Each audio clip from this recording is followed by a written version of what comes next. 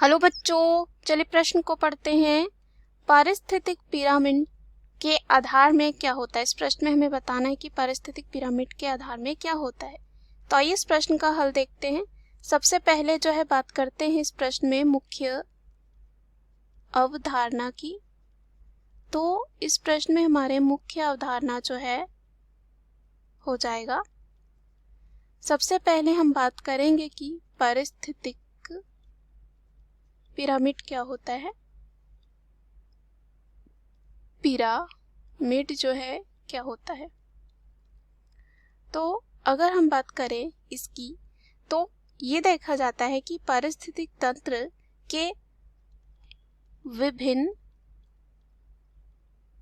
विभिन्न घटकों को जो है, विभिन्न घटकों के पोषण स्तरों के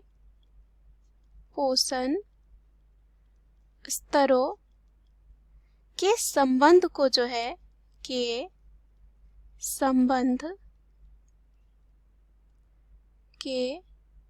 संबंध को जो है क्या किया जाता है, यहाँ पे त्रिभुजाकार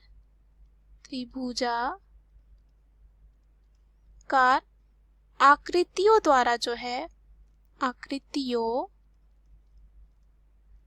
आकृतियों द्वारा जो है प्रदर्शित किया जा सकता है।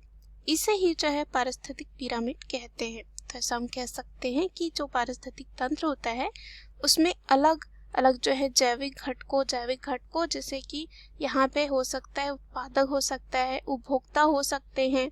उत्पादक यानी कि हरे पेड़ पौधे, उपभोक्ता यानी कि जो उत्पादक पर निर्भर होते हैं अपने भोजन के लिए।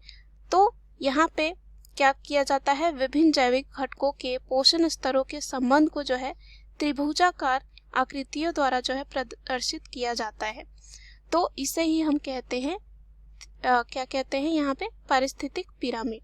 अब यहाँ पे अगर बात करें पारिस्थितिक पिरामिड के आधार पर जो है क्या होता है, सबसे पहले जो है आता है उत्पादक। क्या आता है, सबसे पहले जो है उत्पादक आता है। जब हम यहाँ पे इसकी जो है संरचना बनाते हैं, उसके बाद यहाँ पे इसी को जो है उत्पादक को जो है आधार मानकर, उत्पादक को ही जो है आधार मानकर और आगे की जो पोषण स्तर होते हैं उनको जो है निरूपित किया जाता है। यानी कि फिर से दूसरे जो उपभोक्ता होंगे वो क्या होंगे, ये सब हम अभी देखते हैं। जैसे कि उपभोक्ता में यहाँ प्रथम उपभोक्ता हो सकते हैं, द्वितीय उपभोक्ता हो सकते हैं, तृतीय उपभोक्ता हो सकते हैं। तो इसको जो है हम ऐसे समझ सकते हैं, मान लेते हैं यहाँ पे कुछ इस प्रकार का जो है त्रिभुजाकार आकृति होती है। जब हम क्या करते हैं पारिस्थितिक पिरामिड को दर्शाते हैं, निरूपित करते हैं, तो यहाँ पर ऐसा देखा जाता है। हम ऐसे जो है इसको समझ सकते हैं, जैसे कि यहाँ पे सबसे पहले नीचे आता है, सबसे पहले यहाँ पे नीचे आता है, इसे कहा जाता है उत्पादक।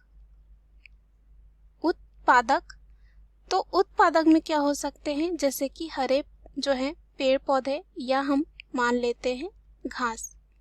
एक खाद्य श्रृंखला के द्वारा जो हम समझेंगे, मान लेते हैं यहाँ पे एक खाद्य श्रृंखला का उदाहरण है, उसको हम इसमें दर्शाएंगे। तो यहाँ पे सबसे पहले घास को खाने वाला क्या है, यहाँ पे हिरन हो सकता है, और हिरन को जो है खाने वाला क्या हो सकता है, शेर हो सकता है। और शेर जब मर जाएगा तो इसको जो है खाने वाला क्या हो सकता है, गिद्ध हो सकता है। तो यहाँ पे क्या होता है, सबसे पहले घास आएगा, यानी कि उत्पादक कौन होते हैं, जो प्रकाश संश्लेषण की प्रक्रिया कर सकते हैं और क्या कर सकते हैं, अपना भोजन स्वयं बना सकते हैं। अब जो उपभोक्ता होते हैं वो निर्भर होते हैं उत्पादक पे। तो यहाँ पे उसके बाद आ जाएगा, हम मान लेते हैं इसके बाद जो है यहाँ पे देखा जाता है प्राथमिक उपभोक्ता।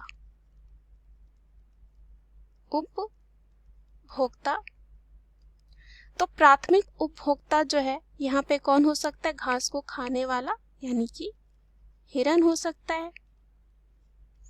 उसके बाद यहाँ पे आएगा द्वितीयक उपभोक्ता।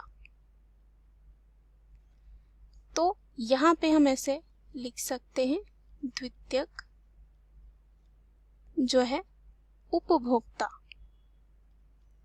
उपभोक्ता। और यहाँ पे जो है सबसे अंतिम में हम बता सकते हैं इसमें कि ये क्या हो जाएंगे? तृतीयक उपभोक्ता, उपभोक्ता। तो हिरन को खाने वाले क्या हो सकते हैं? यहाँ पे शेर। और शेर अगर मर जाता है तो उसको खाने वाला कौन हो सकता है? यहाँ पे गिद्ध हो सकता है। तो यहाँ पे क्या किया जाता है? उत्पादक को जो है आधार मानकर और जो पोषण स्तर है वहाँ उनको जो है निरूपित किया जाता है, जैसे कि प्राथमिक उपभोक्ता, द्वितीयक उपभोक्ता, उसके बाद तृतीयक उपभोक्ता आते हैं। उसके बाद खाद्य श्रृंखला में जो है विभिन्न पोषीय स्तर देखे जाते हैं। जैसे यहाँ पे अगर उत्पादक की बात करें तो ये आते हैं प्रथम पोषीय स्तर में, हिरन जो है ये आते हैं द्वितीय जो है पोषीय स्तर में। उसके बाद शेर किस में आ जाएगा? तृतीय पोषीय स्तर। और जो गिद्ध हो जाएगा वो चतुर्थ में आ जाएगा। तो इस प्रकार जो है हम क्या बना सकते हैं? एक पारिस्थितिक जो है क्या बना सकते हैं? पिरामिड बना सकते हैं। तो हमें इस प्रश्न में जो है यही पूछा गया है कि पारिस्थितिक पिरामिड के आधार में क्या होता है। तो इस प्रश्न का उत्तर हमारे क्या हो जाएगा? उत्पादक, क्योंकि उत्पादक को ही जो है आधार मानकर अन्य जो पोषीय स्तर के जीव हैं उनको जो है निरूपित किया जाता है। मुख्य अवधारणा के आधार पर हमने सिद्ध कर लिया है कि पारिस्थितिक पिरामिड के आधार में क्या होता है। आशा करती हूँ यह उत्तर आपको समझ में आया होगा। धन्यवाद।